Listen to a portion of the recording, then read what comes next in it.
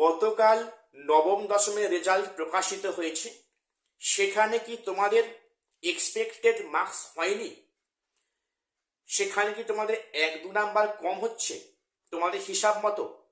সেটা কেন হচ্ছে এবং এর থেকে সলভের উপায় কি আছে? পাশাপাশি আগামীকাল যে মহামান্য সুপ্রিম কোর্টে যে এক্সপিরিয়েন্সের 10 মার্কস নিয়ে যে মামলা আছে, সেক্ষেত্রে কি কাল কোনো একটা ফয়সালা হতে পারে? কি মনে হচ্ছে? আসছি এসব নিয়ে বিস্তারিত আলোচনায়। Welcome to my channel e learning with Arnab sir. চ্যানেলটাকে প্রত্যেকে সাবস্ক্রাইব করে রাখো এরকম লেটেস্ট আপডেট সবার আগে পাওয়ার জন্য। প্রথম বলি, তোমরা গতকাল 9-10-এর রেজাল্ট পেয়েছো প্রায় 17 থেকে 18 ঘন্টা অতিক্রান্ত।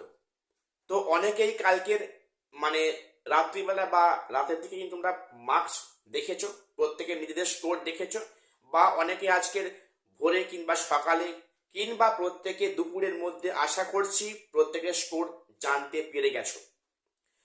তো আমার বিষয়টা হচ্ছে কি, তোমরা যে স্কোরটা দেখেছো, তোমাদের কি কোথাও মনে হচ্ছে যে আমি যে মার্কসটা এক্সপেক্ট করেছিলাম বা আমার একটা হিসেব আছে, আমার তার থেকে 1 কি 2 নাম্বার কম এসছে? যদি এরকম থাকো, হতে পারে তার পড়েছিল হয়তো কোশ্চেন বুকলেট এ, কি বি, কি সি সিরিজ কিংবা ডি সিরিজ। এ সমস্যা যে কোনো সিরিজের ক্যান্ডিডেটে কিন্তু হতে পারে। তো সেক্ষেত্রে এখন আমাদের কি করা উচিত, আমি আজকে সে নিয়ে বিস্তারিত আলোচনায় আসছি। দেখো, কি করা উচিত বলতে, তোমাদের প্রথম কাজ যেটা আমি মনে করি, তোমরা প্রত্যেকে ওএমআর এর কার্বন কপির সঙ্গে প্রিভিয়াস অ্যান্সার কি, অর্থাৎ কমিশনে প্রকাশ করা প্রিভিয়াস অ্যান্সার কিটা ভালো করে চেক আপ করো, ভালো করে চেক আপ করো। অনেক ক্ষেত্রে হয় কি বলতো, তোমরা কোশ্চেনে ঠিক মার্ক করেছো কিন্তু তোমরা ওএমআর এ ভুল ঘর বাবল করেছো, এটা হতে পারে কিন্তু। কাজেই তোমরা, আমি তোমাদের আবারও বলছি, তোমরা কিন্তু ওই যে ওএমআর এর কার্বন কপির সঙ্গে তোমরা প্রিভিয়াস অ্যান্সার কিটা মিলিয়ে দেখো। কথাটা কেন বললাম বলতো, ম্যাক্সিমাম সাবজেক্টে, কেন প্রায় সব সাবজেক্টে কিন্তু মানে যে প্রিভিয়াস অ্যান্সার কি দিয়েছিল আর এখন যে অ্যান্সার কিটা প্রকাশ করেছে, সেখানে কিন্তু কোনো পার্থক্য হয়নি, সেম আছে বা একই আছে। কাজেই তোমরা প্রিভিয়াস অ্যান্সার কির সাথে তোমরা ওএমআর এর কার্বন কপিটা ভালো করে চেক আপ করো। তোমরা তারপরে দেখো যে কোনো সমস্যা হচ্ছে কিনা। যদি মনে হয় যে সমস্যা আছে বা মার্কস 1-2 নাম্বার কম হচ্ছে, সেক্ষেত্রে তোমাদের কিন্তু একটা হাতে সুযোগ আছে।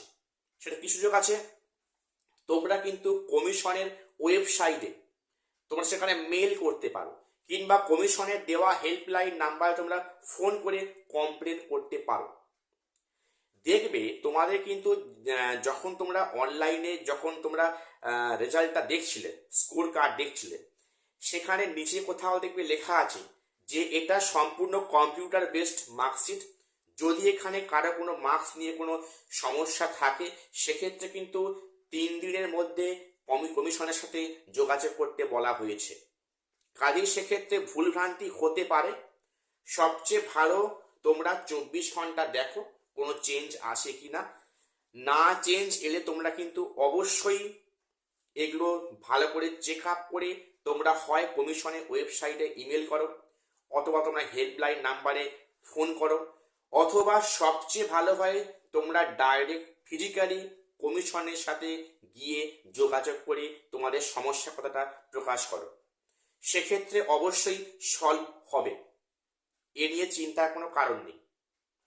তো এবারে আর একটা বিষয় বলে রাখি যে অনেকে বলছো আগামীকাল তো সুপ্রিম কোর্টে এক্সপিরিয়েন্সের 10 মার্কস নিয়ে যে মামলা আছে, কাল কোনো কি সিদ্ধান্ত হতে পারে?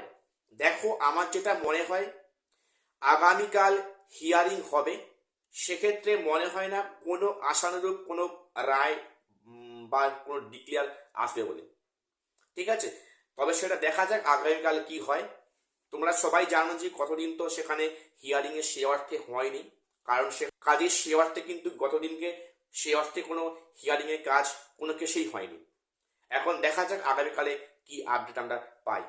আমি তোমাদের অবশ্যই আপডেটটা তোমাদের শোনাবো। আর প্রত্যেককে চ্যানেলটা সাবস্ক্রাইব করে আমাদের পাশে থাকো, আর অবশ্যই ভিডিও একটা লাইক করে দিও। আজ এখানে শেষ করছি, দেখা হচ্ছে পরে কোনো আপডেট নিয়ে।